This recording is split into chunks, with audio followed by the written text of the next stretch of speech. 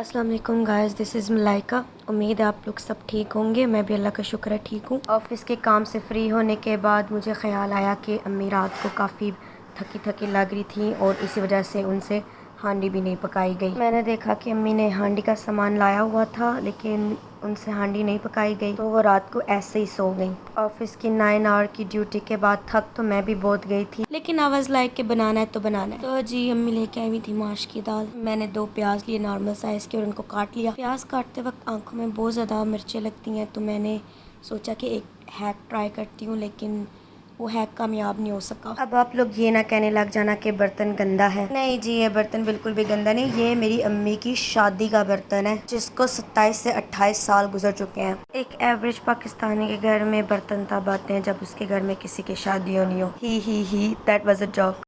इसको मैंने इतना रगड़ा लगाया था लेकिन ये फिर भी ऐसे का ऐसा ही है, पर क्या कर सकते हैं। कसम से एक हाथ में मोबाइल पकड़ के चूल्हा लगाना बहुत ही मुश्किल था, इसलिए मैंने मोबाइल बंद किया, फिर चूल्हा लगाया। उसके बाद फिर मैंने इसका पानी सुखा लिया।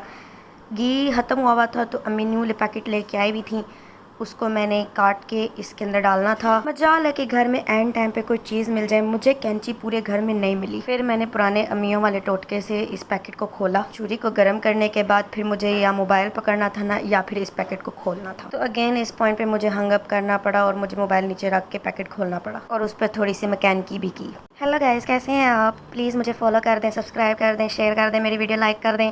आप सबकी मेहरबानी होगी। मेरा चैनल तरसता रहता है आप लोग के एक सब्सक्राइब, लाइक और शेयर को। खैर बोंगियाँ मैंने बहुत मार ली थी, अब काम का टाइम है। बीइंग अ सबसे बड़ा बच्चा ऑफ माय पेरेंट्स, ज़िंदगी का कबाड़ा हुआ पड़ा है। जो अपनी फैमिली में, अपने बहन भाइयों में सबसे बड़े हैं ना, वो मेरी बात से रिलेट ज़रूर करेंगे। जब भी छोटा बहन भाई जब दुनिया में आता है ना, ऑटोमेटिकली बड़े बहन भाइयों पे जिम्मेदारियाँ बढ़ जाती हैं। बात बात पे ये कहा जाता है कि बेटा आप बड़े हो ना तो आप कंप्रोमाइज़ कर लो। खैर मेरा तो ऐसा इतना कुछ था नहीं, क्योंकि मैं सबसे बड़ी थी और मेरा जो मेरे से छोटा भाई है वो मुझसे सिर्फ 2 साल छोटा था। तो हम लोग का बराबर का था, जो चीज़ लेनी है हम दोनों ने इक्वल लेनी है और अगर इक्वल नहीं मिलनी तो हम लोगों ने एक दूसरे के वाल पट देने हैं। लेकिन जो मेरा सबसे छोटा भाई है ना, वो अभी है 5 क्लास में और मेरे मुझ में और उसमें काफ़ी ज़्यादा फ़र्क है एज वाइज। तो अगर मैं उसको गलती से कोई काम कह दूँ तो भूल ही जाओ कि मेरा काम वो कर देगा। फिर आगे से कहेगा जो मर्ज़ी कर लो, मैंने नहीं करना। फिर अगर मैं उसकी शिकायत अपने पेरेंट्स को लगा दूँ तो वही पेरेंट्स जो बात ना मानने पे बचपन पे मुझे ऐसी ऐसी कुट लगाया करते थे, वही पेरेंट्स कहते हैं कोई बात नहीं, छोटा बच्चा है। नहीं मतलब क्या, हम क्या थे? सिर्फ पीटने को दिल करता है। मुझे तो लगता है यार हम गलत टाइम पे पैदा हो गए हैं, हमें थोड़ा सा लेट पैदा होना चाहिए था। हमारी जनरेशन वो जनरेशन है जिसने माँ बाप से भी कुट खाई है और आगे जाके अपनी औलादों से भी कुटी खाने वाली है। नहीं मतलब इन्ना जुल्म। जब अपने टाइम में हम स्कूल जाते थे हमें 2 रुपये दे के भेजे जाते थे। मैं ये नहीं कह रही कि कम है, बहुत हैं। उनमें से 1 रुपये से मैं टॉफ़ियाँ ले लेती थी, तकरीबन 5 टॉफ़ियाँ मिल जाती थी और बाकी 1 रुपये का पापड़ मिलता था, 1 रुपये के 2। तो वो पापड़ लेती थी और बहुत ही मज़े का होता था और मैं उसी से गुजारा कर लेती थी। लेकिन आजकल के बच्चे नर्सरी में भी पढ़ते हैं ना तो 50 रुपये से कम नहीं लेंगे। भाई क्यों ज़रूरत है उनको इतने ज़्यादा पैसों की? जब हम स्कूल से वापस आके ट्यूशन जाने के लिए कुछ पैसे मांगते थे तो हमें ठेंगा मिलता था, हमें कहा जाता था वो जो सुबह दिए थे ना वही काफ़ी हैं।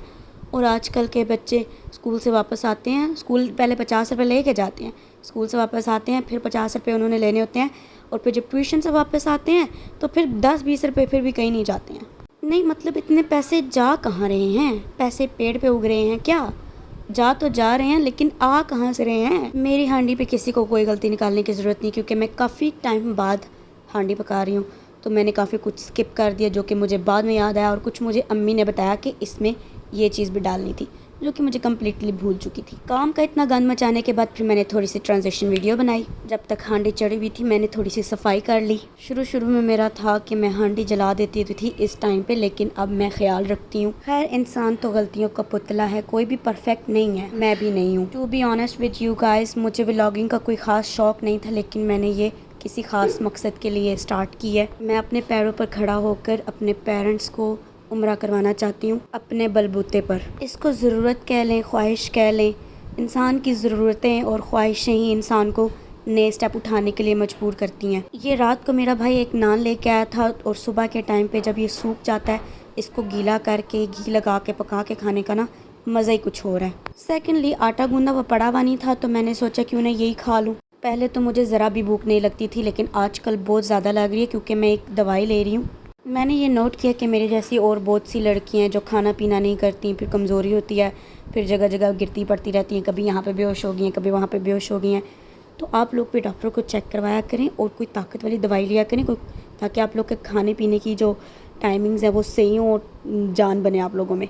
हमसे पहले वाले लोगों की खुराकें बहुत अच्छी थी, देसी घी, मक्खन, उन्होंने भैंसें रखी हुई थी, तब उनकी एज लिमिट जो थी ना 100 ईयर्स तक रही है। आजकल के ज़माने में तो मुश्किल ही है कि कोई चीज़ भी आपको खालिस मिल जाए। हर चीज़ में मिलावट है। इवन कि आप फ्रूट भी ले रहे हैं ना दुकान से, तो वो भी आपको खालिस नहीं मिलता, वो भी केमिकल से उगाए जाते हैं। मैं नहीं कह रही कि सब के सब, लेकिन ज़्यादातर।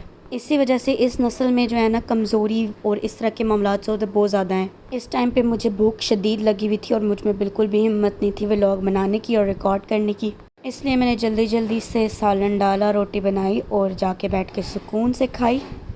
जाते जाते आपसे एक रिक्वेस्ट है कि मुझे फॉलो कर लें और मेरी वीडियो को लाइक करके शेयर कर दें। Thank you so much. अपना ख्याल रखिएगा। अल्लाह हाफ़िज़।